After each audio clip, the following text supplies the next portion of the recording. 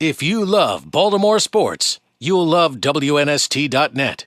This is Thursday Night Live, presented by Bud Light and Fremont Mortgage here on WNST. We are out here at the Grill at Harriman House in Reisterstown. My name is Glenn. You don't care about that. You want to get to know the guy next to me. He is the host of Thursday Night Live.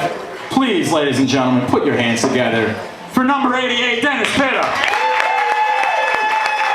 Thank you. You remarked that on your way in, you thought you were disappointed. Well, everybody was cheering for your guest, and when you walked in, everybody was yeah, sort of like, I kind of walked in, sat down at the table, got maybe a couple claps. Right, it was And polite. then Joe walked in, and everybody kind of erupted. They're like, oh my gosh, he's here, he's here. I'm used to it. All right, well, I'll let you do the introduction here. Your guest tonight, a second timer this season. Our only second timer. Apparently, he's the only guy on the team that likes you that much. Well, he keeps asking me to come on, and I'm like, we gotta have other people, so. He is the quarterback of the Baltimore Ravens, coming off, I don't know, just a ho-hum day and a win over the New York Giants. Your guest tonight, Dennis Pitta, is number 5. Joseph Flacco. No, thank you for coming out. No problem. How's everybody doing? Hang on, is it true that you've been bugging Dennis about coming back out? Is that? So not true. No?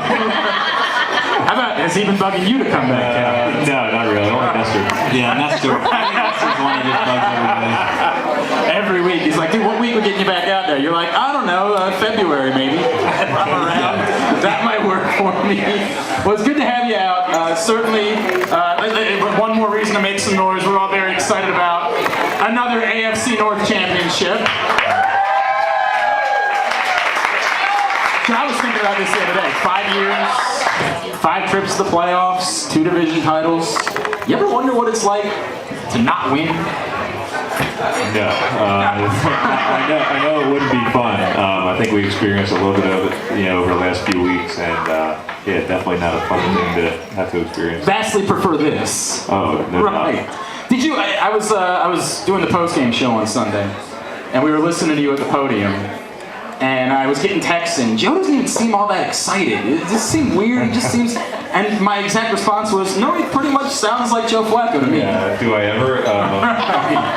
Yeah. I mean, it was actually a very exciting game. A very exciting locker room after the game. I think everybody was happy to go out there and play the way we did, and secure the division title for the second year in a row. I know all the guys in our division. I know our records may not be great, but this is always a tough division to win, and we were very proud of that. Dennis, I was watching the locker celebration post game, and a lot of guys talking, a lot of things said, but it really did seem like, not just breaking the losing streak, but clinching the division. That it really was meaningful on Sunday, wasn't it? They let you in the locker room? No, they don't let me in the locker room anymore. Apparently, number 88 kicked me out. Said, "Don't let that guy in here." I didn't think you were allowed. They put it on one of their TV shows. I was watching your guys on the. Yeah, you watch like sound effects after. Correct, exactly. It's the closest they let me now. Yeah, no, I mean, like Joe mentioned, we got a little taste of what losing might be like with those 3 games, and it wasn't fun. And this is a huge game for us, and we really approached it like a division championship game, which it was.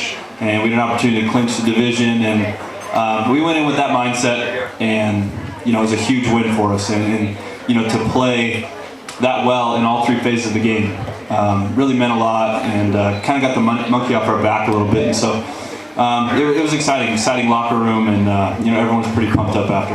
And Joe, you ever thought about walking up just for the heck of it, just to see what it was like, just walking to the podium after a game like that and saying, "How you like me now?" No, never really. No. I mean, it'd be pretty funny. Yeah, but that's just not me, so I'm not a very funny guy, so I'm going to keep it the way it That would be pretty good, though. Right. Dennis, you ever think about, walking up and saying something about, you're his best, you guys are buddies, you're friends. You ever think about going to me after a game and saying, by the way, what are you going to say about Joe this week? You going to do any of that Flaccoing this week? No, I mean, he can handle his own battles, I'm sure.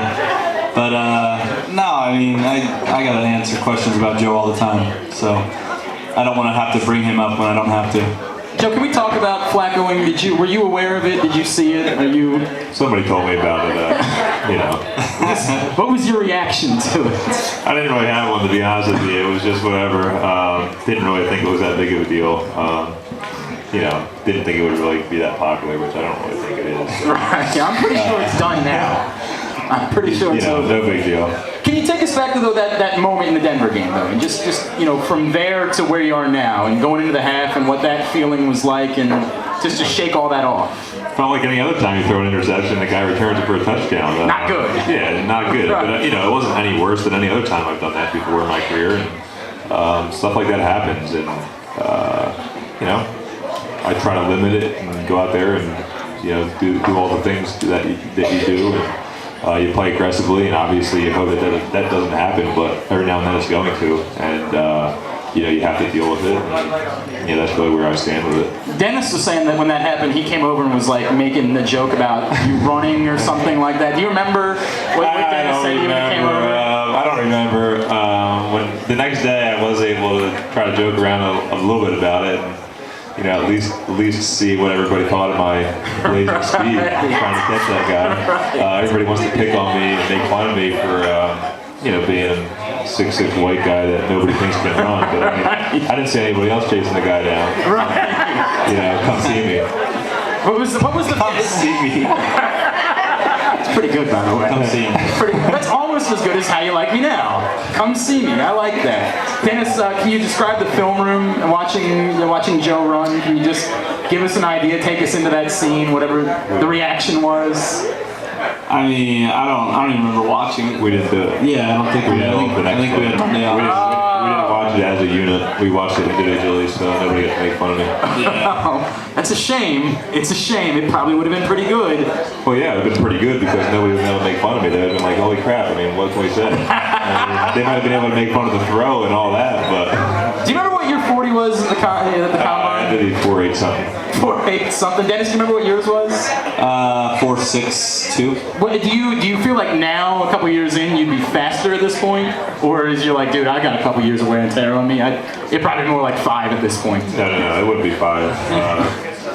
I actually think I could run a pretty decent time, probably better than what I did at the combine, but I wouldn't be any faster or slower, I don't think. It's just basically, that's what you are. That's what you are.